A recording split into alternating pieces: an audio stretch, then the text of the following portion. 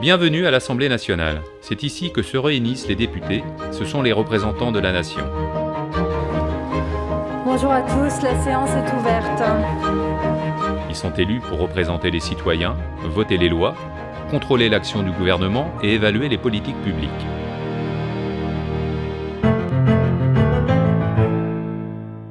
La Constitution de 1958 établit les différentes institutions de la République. Ainsi, l'Assemblée nationale et le Sénat forment le Parlement de la France. Conformément au principe de la démocratie représentative, le Parlement exerce le pouvoir législatif.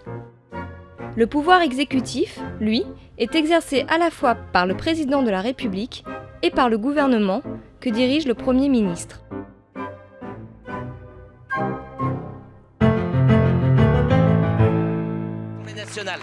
Une fois par le Sénat. Les députés se réunissent ici, provenant de tous les territoires de la France de métropole et d'outre-mer, ou représentant les Français de l'étranger. Chaque député est élu dans une circonscription, c'est-à-dire une partie de territoire plus ou moins grande selon sa population. Dans le même temps, ils sont les représentants de la nation tout entière et de l'ensemble des citoyens. Au total, les députés sont au nombre de 577, élus tous les 5 ans lors des élections législatives. Tous les citoyens âgés de 18 ans et plus et jouissant de leurs droits civiques peuvent voter lors de ces élections qui se déroulent au suffrage universel direct. Élus par tous les Français, les députés reflètent la diversité de la société. Ils ont des origines sociales ou professionnelles différentes. Leur fonction est d'exprimer l'intérêt général. Qu'ils soient dans la majorité ou l'opposition, les députés participent toutes et tous au débat démocratique dans l'exercice de leurs différentes fonctions. Ils se répartissent entre les différents mouvements politiques, même si tous les partis ne sont pas représentés. Au sein de l'Assemblée, les députés de même sensibilité politique forment des groupes parlementaires, présidés chacun par l'un d'entre eux. C'est en fonction de l'importance de ces groupes que se détermine la majorité parlementaire soutenant l'action du gouvernement et l'opposition. Celles et ceux qui ont en détestation la haine et l'antisémitisme.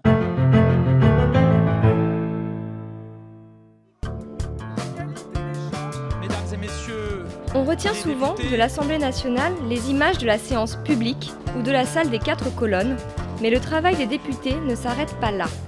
Il se déroule notamment au sein des 8 commissions permanentes. Composées chacune d'environ 70 députés, leurs compétences recouvrent l'ensemble des secteurs de la législation et des politiques publiques.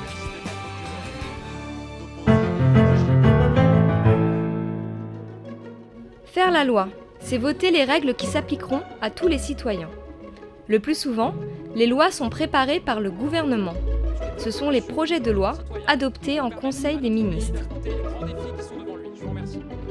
Mais les parlementaires, députés et sénateurs peuvent également être à l'initiative des lois. On les appelle alors des propositions de loi.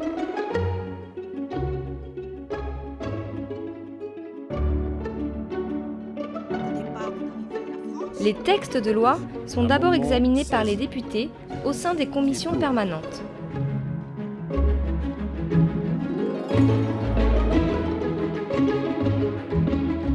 Lorsqu'elle est saisie d'un texte, la commission concernée peut en modifier le contenu en adoptant des amendements.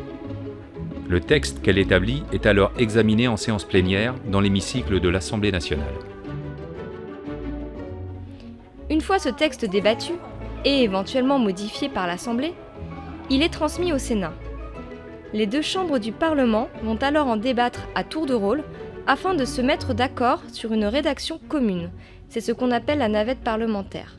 En cas de désaccord, c'est l'Assemblée qui a le dernier mot. Une fois le texte de loi définitivement adopté, il est promulgué par le président de la République et publié au journal officiel.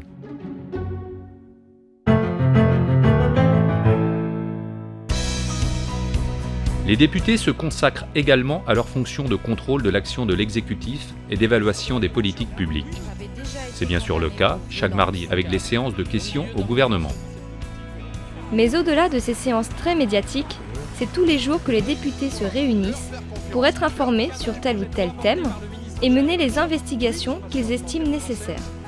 Ainsi, en séance plénière comme au sein des commissions ou des organes spécialisés, les débats, les auditions de ministres, de responsables de l'administration et d'experts, l'examen de différents rapports sont autant d'occasions de vérifier l'application des lois, d'étudier les réformes souhaitables et de contrôler l'action du gouvernement. Sur tel ou tel sujet d'actualité, des commissions d'enquête ou des missions d'information peuvent être constituées, avec des pouvoirs d'investigation importants. Ultime moyen de contrôle, la mise en cause de la responsabilité du gouvernement. L'Assemblée peut adopter une motion de censure qui entraîne sa démission. L'Assemblée nationale, maison du peuple, lieu de travail des députés, est aussi un lieu chargé d'histoire et riche d'un patrimoine exceptionnel que vous allez maintenant découvrir.